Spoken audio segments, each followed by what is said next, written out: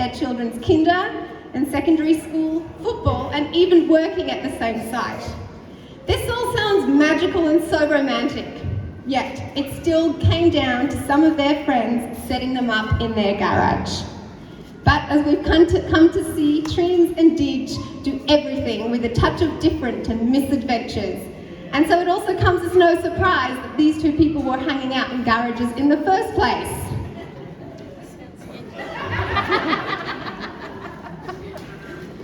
For Dig, it wasn't even really on the radar to meet someone, and he certainly wasn't going to settle for anybody.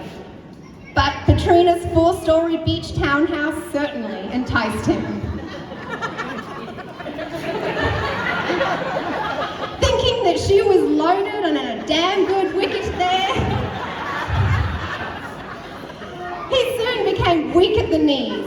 But of course, by the time he found out that she was only renting, it was too late. She had his heart. Along with her happy, friendly, natured personality and beautiful, bubbly smile, his attention was soon captured beyond the townhouse. Trins, on the other hand, wasn't too fussed about the boys' pad Dig was living in, but she certainly was in awe of his single parenting skills, including how he convinced his child that he had washed and dried the uniform each night, but only putting it in the dryer for 5 minutes.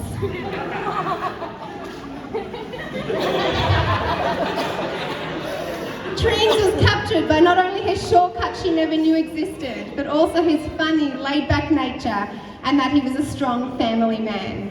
She soon thought he was the whole package, just with a winky face. Of course, nothing is normal or happens in a standard way per se for Trins and Dig. There wasn't a first date, but instead they started off their relationship with fibs, spending time sneaking around secretly, meeting up for long lunch dates and evenings when the kids were occupied. But the McDonald's coffee gave it away as the kids started asking questions when there were 4 coffees instead of 3. And believe it or not, the turning point was, who's the 4th coffee for, Mum? But more importantly, you absolutely know that 2 people are on the right trajectory the moment when you fall in love with each other, and it involves this situation. Dig walking out in fishnet stockings, dressed up as Cher for Trins' 40th birthday. Of course, this is also how Dig met Trins' WA family for the first time. What a first impression to make! I'm so glad I saw him in the city. But it didn't stop them from falling in love with him immediately too. Even Trins' sister, Marina, loved him, even though, like we've heard, she called him an asshole after Trins didn't move to WA because she was so crazy in love. But no one could stop these two now. They were set on building their dream together and forever. Once Dig and his boys moved into the rented beach house, everything was cemented further. The kids made the adjustment pretty well considering the size of the blend, and from then on, Trins and Dig knew that with their support, they could make everything work. And I mean absolutely everything. Even if it involved chainsawing down unwanted furniture just to get it out of the door for a big camp-out bonfire.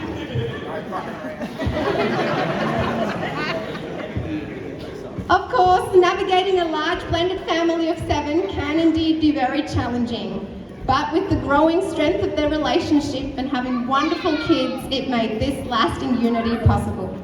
Together, they have all become more of a complementary force, which really draws upon this profound sense that we are human only through the humanity of others, and that if we are to accomplish anything in this world, it will in equal measure be due to the work and support of others. Because ultimately, I am because we are. To some of your surprise, yes, more surprises, Trins and Dig did at one point think about having a baby together. No thanks. But in Dig's words, thank fuck we didn't. And safe to to say that many of you probably also couldn't imagine Treens and Deej with a 5-year-old child of their own right now. Swan's doing a good job. That's not theirs, that's their grandson Henry. 7 children alone certainly required some innovative creativity to get some alone time.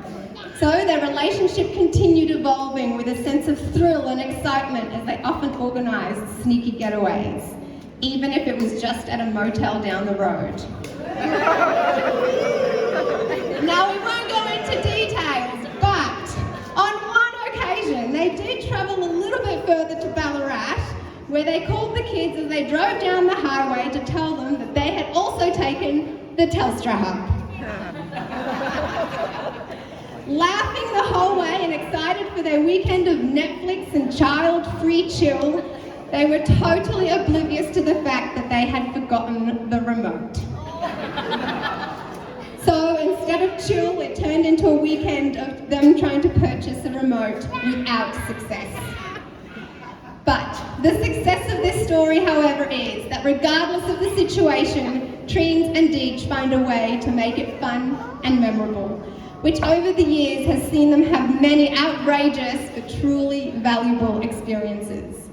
Together, we know that they are pretty out there, never taking anything too seriously and always having a bloody good time with a beverage.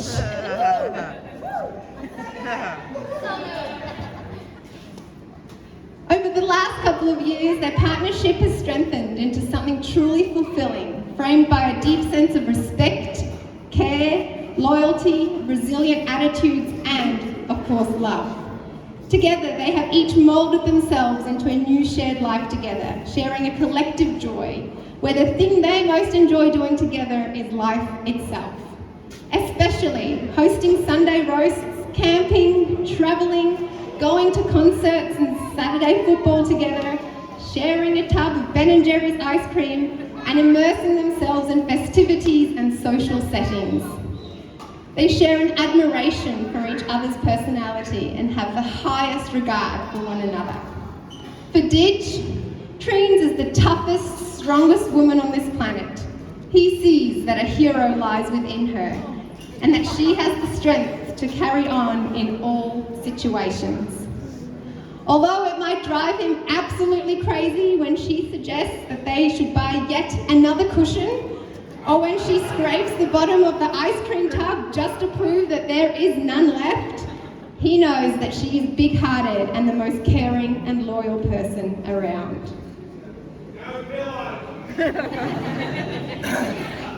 For Treens, Deej too is the most generous man ever because he is a man who loves steak, but is still willing to give up his steak when there is an unexpected extra person that turns up for dinner and he is left eating only mash.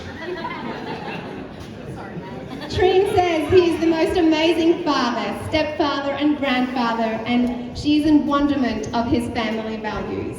She is crazy in love with the hardest worker in the room. Even if he hardly ever...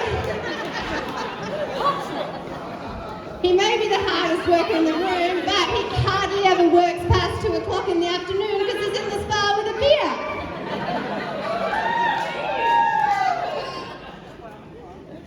For her, he is a legend of his kind, even when he is running like a cyclone. A man with a heart of gold, who ain't worried about tomorrow, takes one day at a time, and always brings the shelter to the rain for everybody. That's why for Treens, Deej is her security blanket. There is never any hesitation when she's away, and Treens has all the confidence that when she jet sets off to Bali on a girls' trip, she knows that Deej will hold down the fort like a true working class man.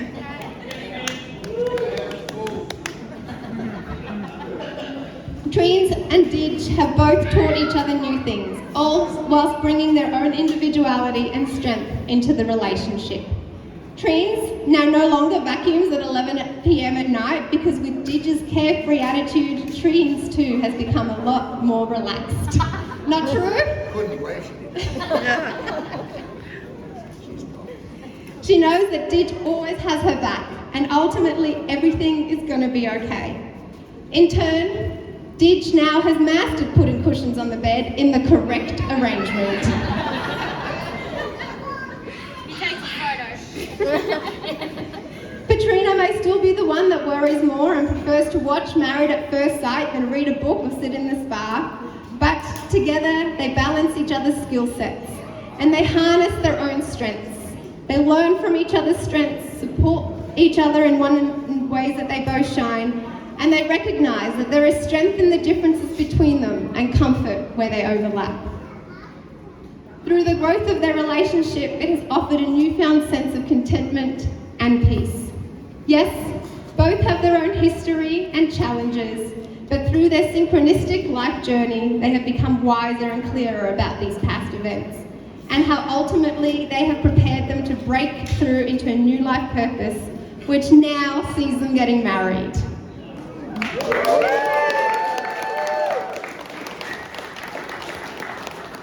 They wouldn't change a thing and they feel pure contentment. This is not only because they often have moments where one will think of something and the other will say it out loud, but also because there is comfort in the fact that they both know that they are on the same path together, embracing that they can do what they want, when they want and how they want, all with their zest for life and vibrant spirits. So, if I can say so on behalf of everyone here, I think they are absolutely ready for their next love adventure of getting married. What do we reckon?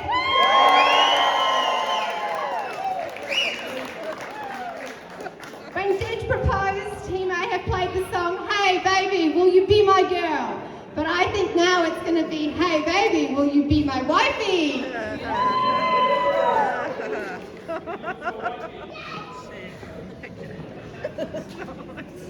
It's going to get a little more serious right now. I am duly authorised by law to solemnise marriages according to law.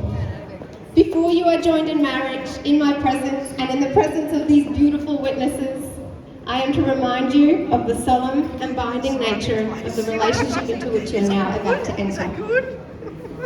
Marriage, according to the law in Australia, is the union of two people to the exclusion of all others voluntarily entered into for life. So, with this in mind, Treens, do you agree to take Didge, for better or worse, for richer or poorer, even in the times he drinks one of your cowboys or doesn't put the cushions and pillows in the bed properly? I do. And Didge, when Treens told you that she loved you, you said, "Back at ya." So what you gonna say now?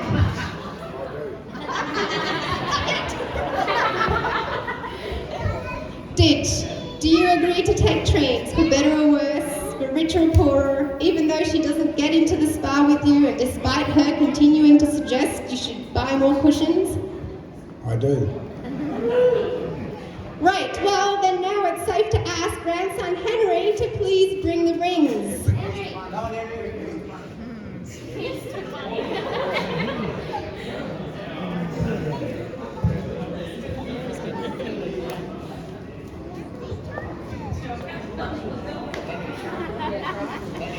Treens and Didge are now going to exchange some promise vows that they have personally written for each other.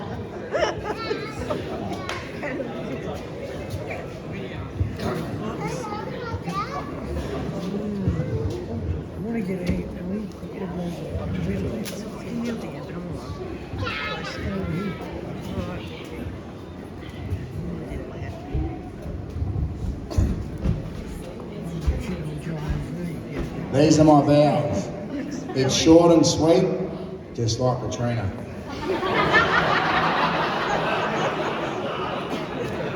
You are my world, you are my rock, you have the happiest, explosive personality, you are my best mate, you are a keeper, love you forever.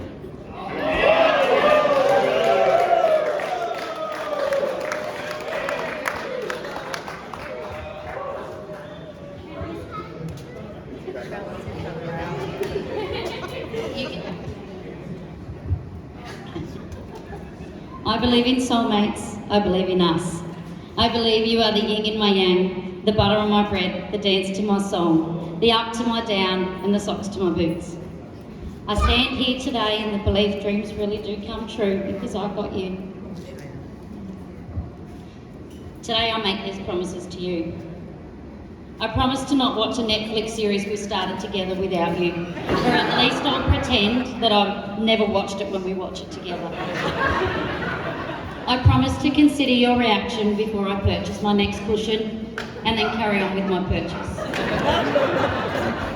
I promise to be your co-pilot, your navigator, pack your socks and toothbrush and bring snacks on our road trip through life. I promise to let you have the first and last spoonful of our shared tub of Ben and Jerry's most of the time. I promise to love you, to honour you, but not obey you because that's just creepy. But I will certainly support you and listen to what you have to say, and I'll bring you the occasional beer. I promise to laugh for real at your every joke, no matter how poorly you tell that. I love you that much. I promise to provide support and guidance to all of our children, their partners, our grandchildren, and together we'll continue to create our own big family traditions. I promise to keep on making our life together exciting and adventurous and full of surprises because I know how much you love surprises. You and I just work together, and I love how you always finish my sentences and know what I'm thinking and feeling and always know how to respond. Together we can do anything. So with this, Stitch, do you accept this ring as a symbol of our unity and my devotion to being your biggest fan for every step of our marriage, always having your back as we grow old together? You do.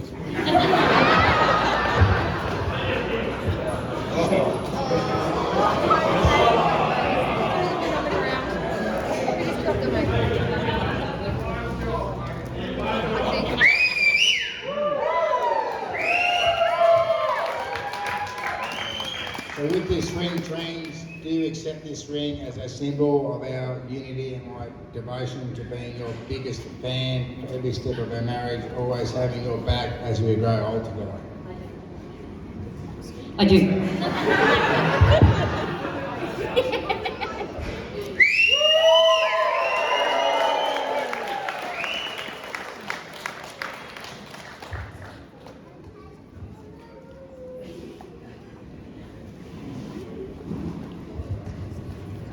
I call upon the persons here present to witness that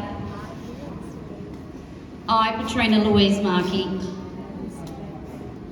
take you, James Andrew Dwyer, to be my lawful wedded husband.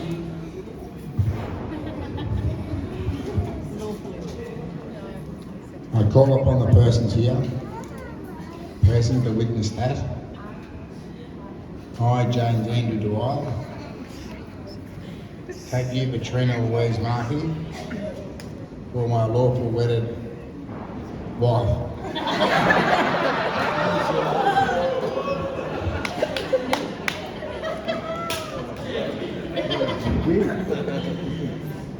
Trins and Ditch. A day like this always seems to fly by, and no doubt can be overwhelming as it's filled with so many emotions, people and words. Many here will remember just how fleeting their own wedding day was. So, let's stop for a moment right now, whilst you soak it all in and remember the happiness that you are feeling in your hearts and souls right in this moment. Trins and Ditch, get ready to pucker up for a kiss, as it is now with all of my excitement that I not only officially pronounce you as married, but also partners for life!